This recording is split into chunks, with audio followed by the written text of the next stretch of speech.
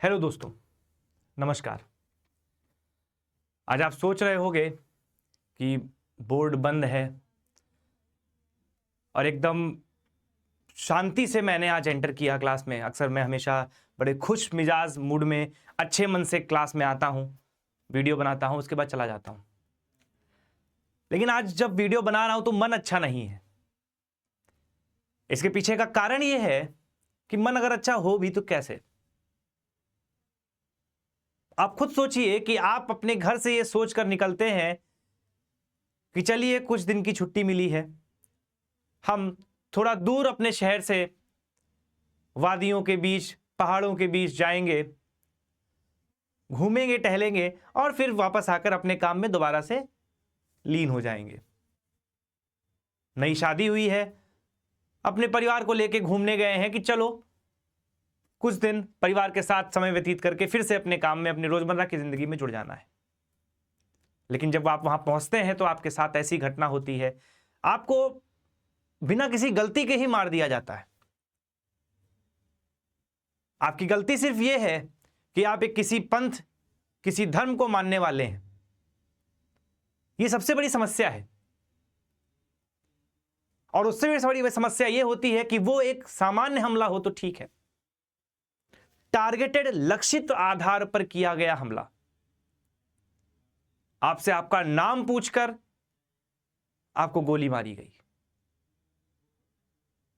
मतलब अब अपने ही देश में लोगों को यह सोचकर जाना पड़ेगा कि किस जगह जाना है, किस जगह नहीं जाना है। अब अपने ही घर में यह बंदिश है कि आपको इस राज्य में जाना है, इस राज्य में नहीं जाना है। बंगाल पे मैं वीडियो लेके नहीं आया, मेरा मन नहीं हुआ।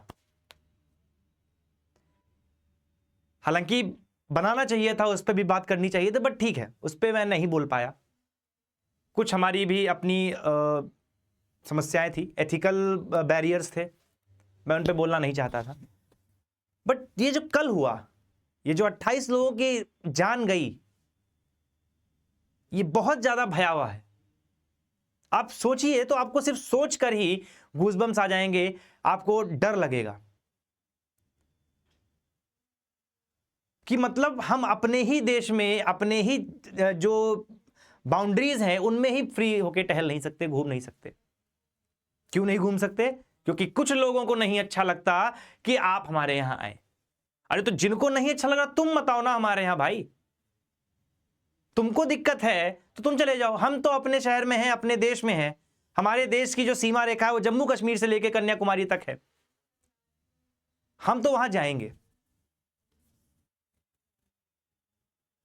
आज सबसे बड़ी जो जरूरत है वो यही है कि सरकार को, समाज को एक साथ आके एक सुर में, सभी विपक्षी पार्टियों को एक साथ आकर एक सुर में बोलना चाहिए कि यह बर्दाश्त नहीं किया जाएगा। हमारे घर की लड़ाई है, हम वो आपस में लड़ेंगे, चुनाव जीतेंगे, हारेंगे, हम उनको कुछ कहेंगे, वो हमको कुछ कहेंगे, वो सब चलेगा, लेकिन यहां पर कम से कम एक साथ आओ और ये बोलो कि भाई ये बर्दाश्त नहीं होगा। खैर, मैं इस पे भी बात करने नहीं आया आज। इसको संभालने के लिए, इससे निपटने के लिए सरकारें हैं, कानून व्यवस्था है, पुलिस है, डिपार्टमेंट है, विपक्ष है, पार्टियां हैं, राजनीतिक पार्टियां, सब करेंगी अपना अपने हिसाब से, जो भी उनको काम करना है वो करेंगी। लेकिन इन सबसे भी बड़ी जो हास्यास्पद चीज है वो पता है आपको क्या है? अभी मैं गूगल पे सर्च कर रहा था, वही बात सर्च कर रहा था, मुझे हंसी भी आ रही थी और चिढ़ भी मच रही थी, और शायद आपको भी मचे, आप भी सर्च करना।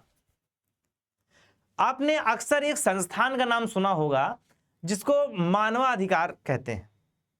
मानवाधिकार के अलग अलग संस्थान हैं, कई सारे संस्थान हैं, मैं किसी का नाम नहीं लेता, ठीक है, मैं किसी का नाम नहीं लेता। बहुत सारे संस्थान हैं जो मानवाधिकारों के लिए काम कर रहे हैं। लेकिन कमाल की बात आपको पता है क्या है? मैं इस पे हमेशा से बोलना चाहता था, आज मौका मिला, आज मेरे अंदर इतना गुस्सा भर गया कि आज मुझे बोलना पड़ रहा है। ये जो मानवाधिकार संस्थान है ना, इनको क्या करना चाहिए? अपने आप पर ताला लगा लेना चाहिए।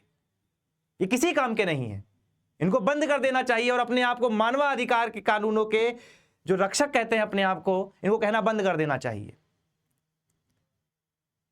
पता है क्यों? आप कोई भी घटनाक्रम उठाकर देख लीजिए, इन्होंने कभी भी किसी भी आतंकवादी घटना का बहिष्कार, तिरस्कार नहीं किया। लेकिन कभी किसी आतंकवादी को सजा हुई, उसका एनकाउंटर हुआ, तो उसके मानवाधिकार की सुरक्षा के लिए यह हमेशा आगे आए। अब सोचने और समझने वाली बात यह है कि ये किसके मानवाधिकारों की सुरक्षा कर रहे हैं? क्या हम जो मासूम नागरिक हैं, हमारे मानवाधिकार नहीं है? अरे तुम कुछ नहीं कर सकते, एक ट्वीट, एक बात तो कह सकते हो। आप देखिएगा जाके, शायद ही किसी ने किया हो कि इन्होंने एक बार को इसके खिलाफ ही बोला हो कि हम इसकी कड़ी निंदा करते हैं। लेकिन अगर गलती से अभी तहव्वुर राणा को, भगवान करे उसको डेथ पेनल्टी हो, उससे कम केस कोई मतलब ही नहीं है। 26/11 का हमले का आरोपी है वो। अभी सिर्फ इसका नहीं, इसके साथ और भी जो जुड़े हुए लोग हैं उनको भी लाना चाहिए, उन पर भी न्यायिक प्रक्रिया के तहत उन पर कार्रवाई होनी चाहिए। लेकिन जब उसके साथ कुछ कार्रवाई होगी तो देखिएगा आप, दसियों मानवाधिकार संस्थान ऐसे आ जाएंगे जो सरकार को गालियां दे रहे होंगे, जो न्याय प्रणाली को गालियां दे रहे होंगे कि आप इसको फांसी क्यों दे रहे हैं, आप इसको सजा क्यों दे रहे हैं। क्यों भाई? कौन से मानवाधिकार है? क्या जिनको इस व्यक्ति ने मारा था उसके मानवाधिकार नहीं है? क्या उनके कोई अधिकार नहीं थे? उनको जीने का अधिकार नहीं था? तो अगर आप मासूमों की हत्या पर शोक तक व्यक्त नहीं कर सकते तो कृपया करके आप इन अपराधियों के, जब कार्यवाही होती है, इन अपराधियों को जब जेलों में भरा जाता है, जब फांसी दी जाती है, तो कृपया करके आप अपना मुंह बंद रखें। जनता हमेशा बेवकूफ नहीं है। जनता शांत रहती है, इसका मतलब यह नहीं कि उसको कुछ दिखाई नहीं देता। इसी बात की चिढ़ थी बस। बाकी इस पे मैं अभी कुछ नहीं बोल पाऊंगा, मेरा बोलने का मन भी नहीं है। लेकिन बस जो चिढ़ थी, जो गुस्सा था, वो बस निकालना चाहता था। मैं चाहता था कि आपको भी ये बात पता चले कि ये मानवाधिकार संगठन कर क्या रहे हैं आखिर। ये तभी क्यों आते हैं जब किसी आतंकवादी को, किसी अपराधी को सजा दी जाती है। आप पूरी हिस्ट्री इनकी निकाल कर देखिए, आपको जगह जगह दिखते हुए मिल जाएंगे कि जब जब किसी अपराधी को, किसी आतंकवादी को सजा दी जाती है न्यायिक प्रणाली के तहत, तब इनको उसके मानवाधिकारों की चिंता होती है।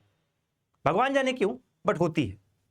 लेकिन वहीं जब किसी मासूम की हत्या हो जाती है, कहीं आतंकवादी घटना होती है, तब इनको उन मासूमों के मानवाधिकारों की चिंता नहीं होती, तनिक भी चिंता नहीं होती कि एक शोक व्यक्त ही कर दे।